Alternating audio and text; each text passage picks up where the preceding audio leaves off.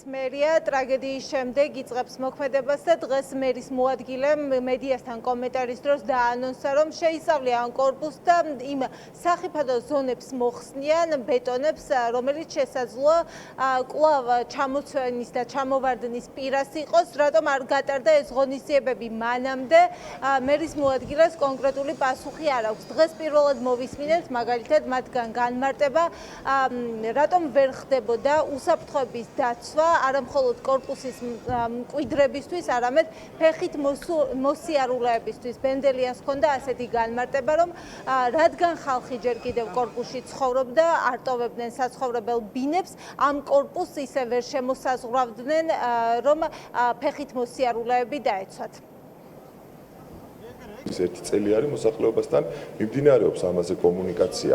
შესაბამისად, ეხლა უკვე ამ კონკრეტულმა ფაქტმა არ არის გამორიცხული, რომ დააპროვოცირა თუნდაც მის მიმდებარედ არსებული ამ პარაპეტებისაც გარკვეულწილად ეს ბზარები შესძინა და ამიტომ ეხლა მთლიანად უნდა შემოვიაროთ მთლიანი კორპუსის სახურავის ნაწილი, თუ სადმე იქნება საფრთხე-შემცველი დეტალები, ამას ბუნებრივად დემონტაჟამდე, კორპუსის დემონტაჟამდე ამ ნაწილებს მოხსნით ჩვენ.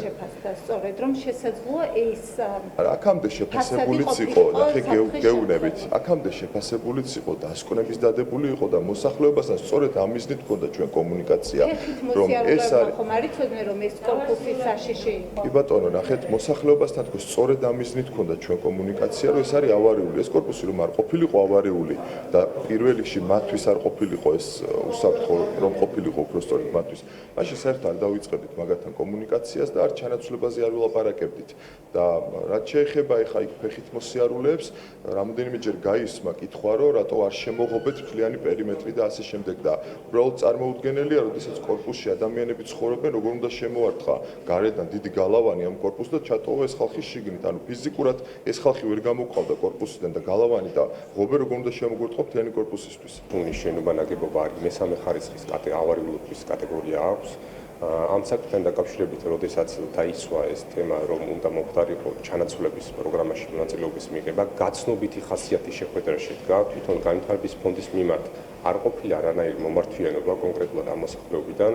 გამგეობაში იყო ერთი მიმართვა გაკეთებული, ამ მიმართვის საფუძველზე მოხდა გაცნობითი ხასიათის შეხვედრა. ამ შეხვედრის პროცესში ამ ხანაგობის წევრები ესწრებოდნენ, მაგრამ მათ მიერ ერთმანეთში ვერ მოხდა შეჯერება იმ ფაქტების და არ იყო მისაღები ის შეთავაზება, რასაც თავაზობს წესი.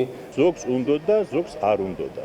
და რომ არ უნდოდათ, ისინი რას ამბობდნენ, რატომ არ გვინდა? ეს შეეკითხეთ მათ, ჩემო კარგი. ხომ, თქვენც ხომ უნდა გიკითხათ, რატომ არ გინდათ, რა არის, რაც შეგვიძლია გავაკეთოთ? 55 ოჯახი ცხოვრობს მარტო აქ.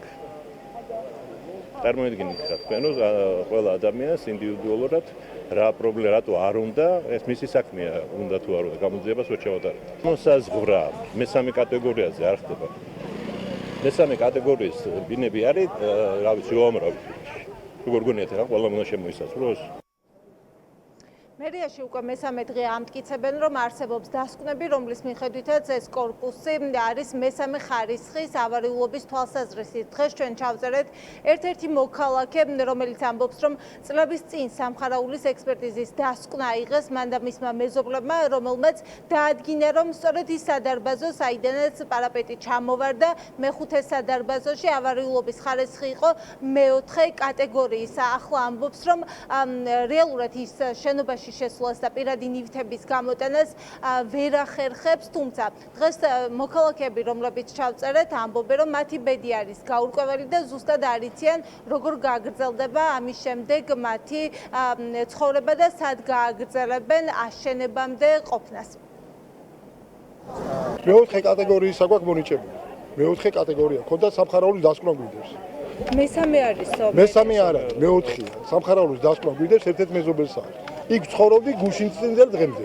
სახლი მენგრებოდა, არაფრის ყურადღება არავისგან არ იყო. არ შემოგთავაზეს მაშინ არავის არაფერი არ შემოუთავაზეს. მე ამბობს, რომ შევთავაზეთ ადამიანებს. კი, შევთავაზეთ ადამიანებს, მაგრამ ჩემთვის არ უთქვიათ. არა, ჩუმად გააკეთა ვიღაცა ორმა მეზობელმა ჩემს თავზე, ისინი გავიდა, კიდე აი იქით, აი რომ ის რა ჩამოინგრა, ის გავიდა, ისინი როგორ გავიდნენ, აზრი არა ვარ ჩვენ და ვითხოვეთ, რომ ან ეს ხარი ჩანაცვლებული იყო, ან გავეყვანეთ ქირით.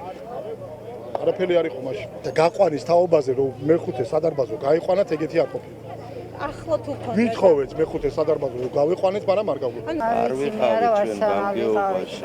საქმის ყურში არა ვარ, ზუსტად რო არ ვიცოდით რო არის შეკრება, აკრება, მათ არც ვიცოდით ხეს. მოძებნეთო ბინა ჯერ სასტუმროშია ხალხი, ვისაც არ აქვს სხვა ადგილი საცხოვრებელი სასტუმროშია, მე ქირით მოძებნეთო და მაგრამ რა კონკრეტულად რა ფარგლებში და როგორი საერთოდ იქნება გადახდა არაფერი არ ვიცი. ჩვენ უკვე გაზაფხულზე დავცალეთ ბინა, იმიტომ რომ შევხედეთ როგორი ბზარები იყო, ცოტა არ იყოს და შეგვეშინათ.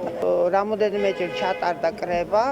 ჩვენ ვიყავით ძალიან, რა თქმა უნდა, მომხრეები ამ ყველაფრის, ნებისმიერ პირობებზე მივდიოდით, ოღონდაც რაღაცა ესეთი ტრაგედია არ მომხდარიყო და. იმიტომ რომ მე აღარ შემიძლია, ინვალიდი შვილი მყავს პირველი ჯგუფის და მეუღლე ბრმა, გლავკომით დაავადებული. მე ვერ ვივლი, ბინასაც ვეღარ ვიქირავ. მე დავექვემდებარე და დავემორჩილე.